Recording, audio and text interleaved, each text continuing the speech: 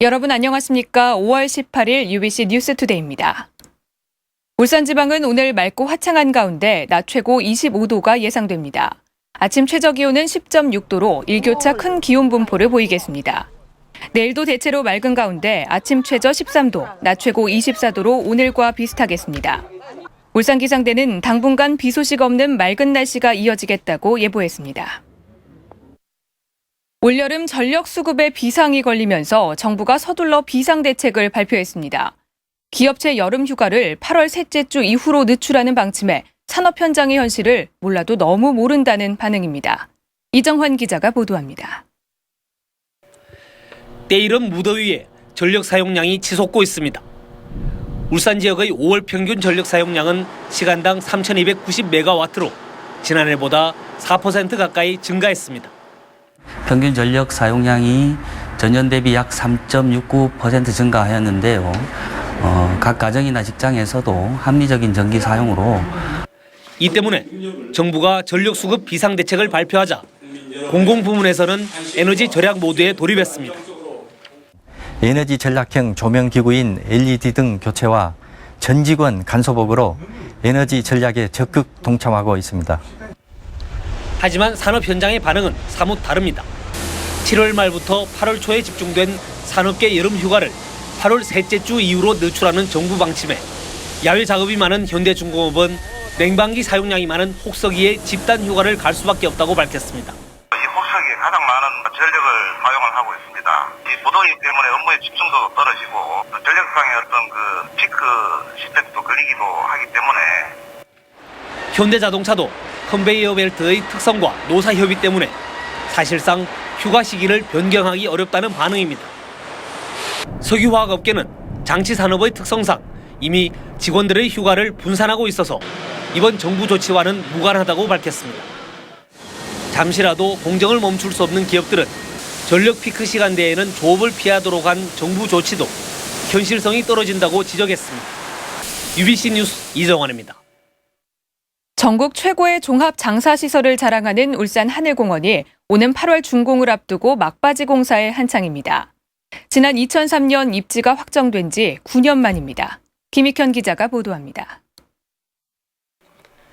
해발 700m 정족산 중턱에 자리한 울산 하늘공원이 위용을 드러냈습니다. 부지 9만 8천 제곱미터에 연면적 13,000제곱미터, 총 사업비만 506억 원입니다. 현재 공정률은 50%를 갓 넘겼지만 주요 시설 공사는 대부분 마무리됐습니다. 이곳의 납골당은 2만 위를 모실 수 있고 자연장지는 6만여 기를 안장할 수 있습니다. 울산 하늘공원에 설치된 화장로는 모두 10기입니다. 이 가운데 여기 있는 2기는 국내 최초로 대형관을 처리하는 시설입니다. 세계 최고의 기술로 2중, 3중의 정화시설을 설치해 화장 때 대기오염이 전혀 발생하지 않도록 설치되었습니다.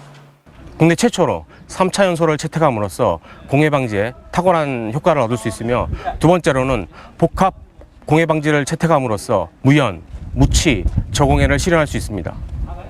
하늘공원 이용 때 울산 시민을 우대하는 조례안도 시의회를 통과했습니다. 외지 주민이 시설을 이용할 때는 울산 시민보다 최소 3배 이상 더 많은 이용 요금을 내야 합니다. 운영에 있어서도 완벽한 서비스 체제를 구축함으로써 그 자체가 벤치마킹 대상이 되고 관광 대상이 되어서 많은 사람들이 몰려오도록 할 것입니다. 266억 원을 투입한 5.58km 구간의 진입도로는 현재 93%의 공정률을 보여 7월 개통이 무난하지만 진입 보도 설치는 추후 결정하기로 했습니다. 110만 울산 시민의 영원한 안식처가 될 울산 하늘공원은 9월부터 운영에 들어갈 예정입니다. UBC 뉴스 김익현입니다. 울산에서도 강남 불패, 남구 불패란 말이 점차 사라지고 있습니다. 학군 개념이 사라지고 소형 아파트 선호가 확산되면서 나타난 현상입니다. 보도에 서영만 기자입니다. 지역에서 처음으로 아파트 분양 열기가 시작된 2000년대 초. 당시만 해도 프리미엄이 붙은 곳은 중구의 한두 곳을 제외하고 모두가 남구 지역이었습니다. 우수한 학군에다 도심 상권주의에 선호도 높은 중대형 공급이 많았기 때문이었습니다. 하지만 10년이 지난 지금 주거 문화와 주변 환경이 바뀌면서 분양 시장에도 큰 변화가 일고 있습니다. 이달 초 중구 혁신도시에 분양된 한 아파트의 청약 경쟁률은 375대 1. 일부 타입에 한정됐고 떴다방 영향이라는 지적도 있었지만 전국 최고치였습니다. 앞서 분양된 인근의 아파트도 모두 1순위에서 마감돼 프리미엄까지 붙고 있습니다. 반면에 비슷한 시기에 분양된 남구의 한 아파트는 84제곱미터 일부를 제외한 나머지 전 평형이 3순위까지 갔습니다. 선호하는 지역에 소위 중소형 평형대가 집중되다 보니까 남구의 중대형 평형에 대한 선호보다는 오히려 중구 쪽에 중소형 평형에 대한 선호가 앞서는 거죠. 최근 특목과 자율형 사립구가 외곽 지역으로 분산되면서 학군 개념이 사라진 데 이어 소형 아파트 선호가 확산되면서 나타난 현상입니다. 여기에다 혁신도시에 대한 기대감 등이 더해지면서 울산의 아파트 지형도에도 지각 변동이 예고되고 있습니다. UBC 뉴스 서행만입니다.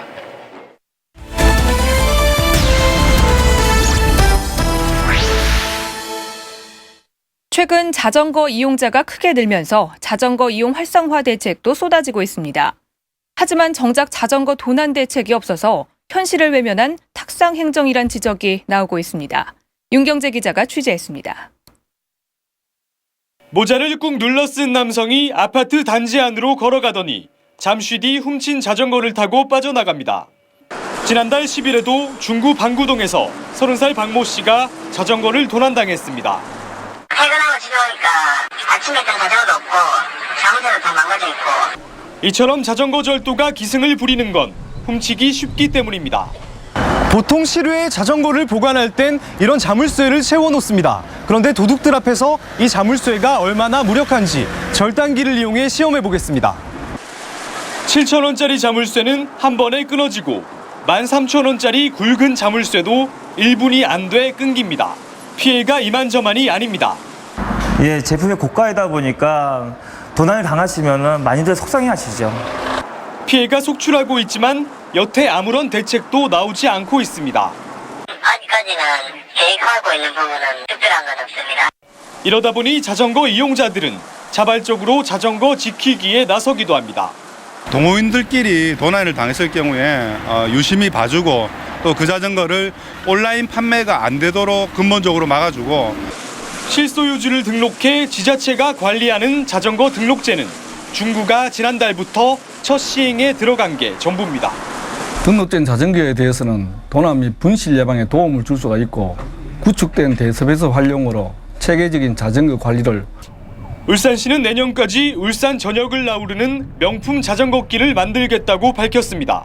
하지만 자전거 이용 활성화에 앞서 도난 방지 대책부터 마련해야 한다는 지적이 높습니다. UBC 뉴스 윤경재입니다.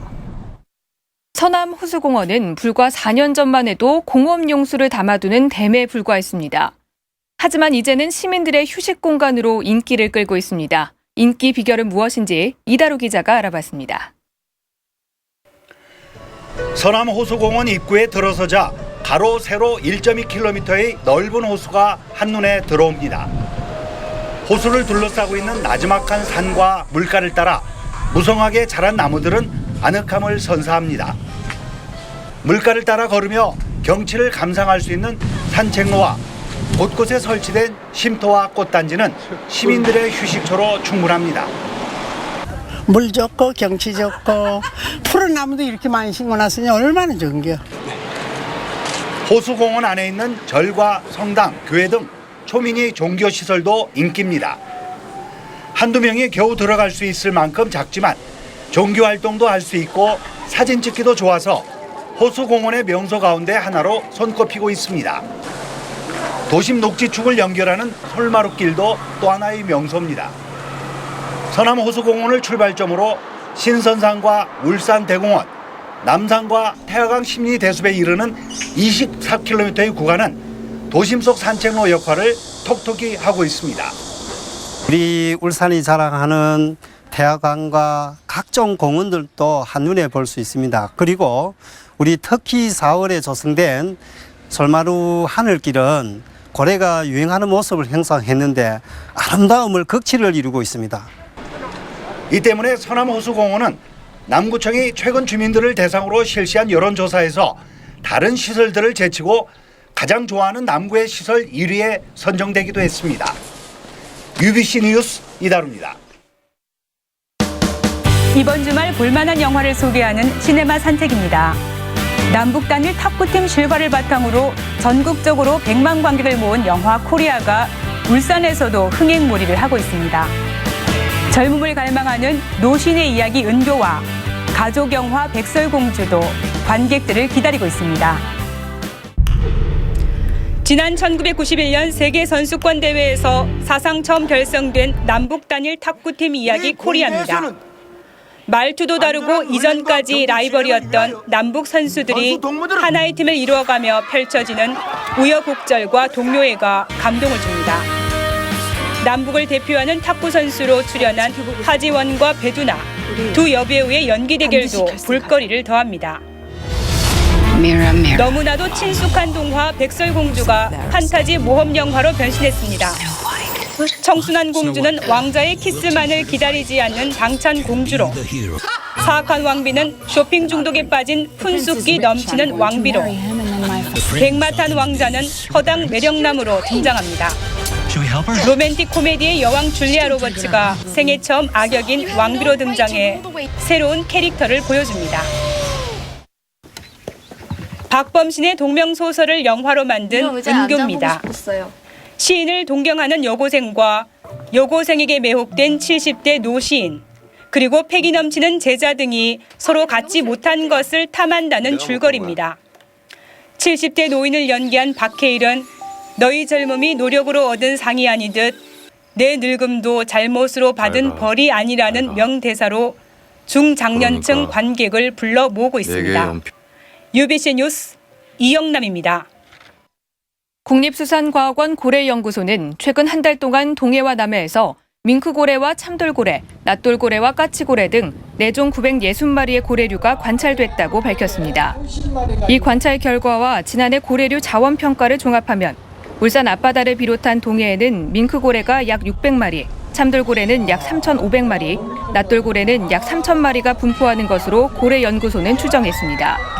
고래연구소는 이번 조사 결과를 국제폭염위원회에 제출해 북태평양 밍크고래 자원조사에 활용하도록 할 계획입니다. 울산시는 심리대밭에 심은 차나무 잎으로 중노차를 시험 생산했다고 밝혔습니다. 지난 2004년 전남 보성에서 가져온 차나무로 조성된 심리대밭 차밭은 2,000제곱미터 규모로 올해 첫 생산량은 60g들이 세작 20통, 중작 100통입니다.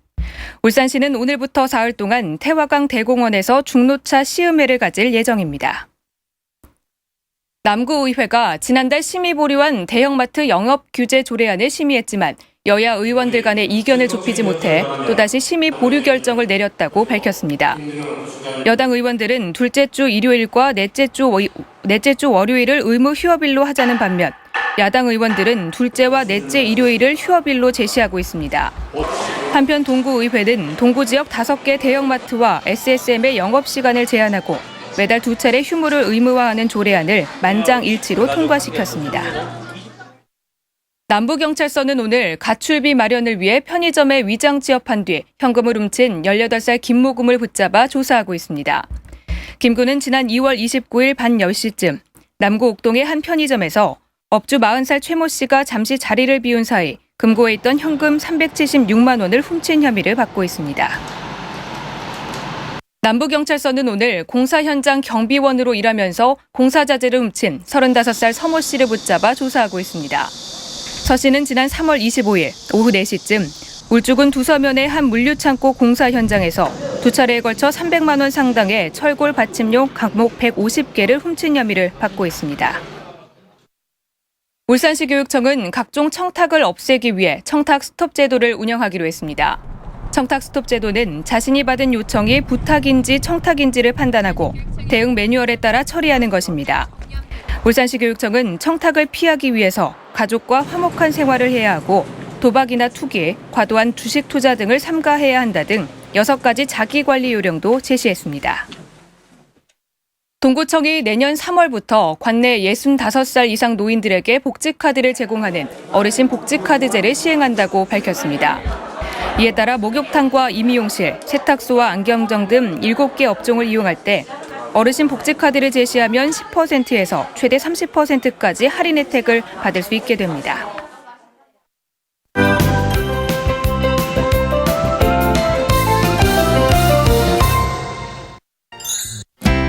2012 태화강 연등축제가 태화강 둔치에서 열립니다.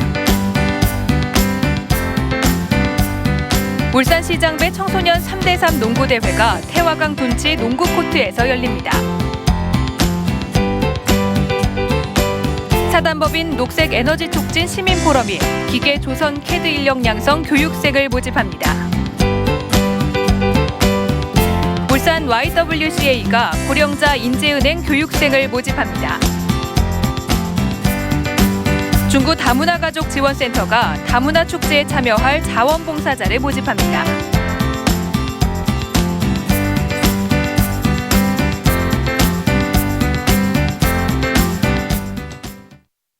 이상으로 5월 18일 UBC 굿모닝 뉴스투데이를 마칩니다. 고맙습니다.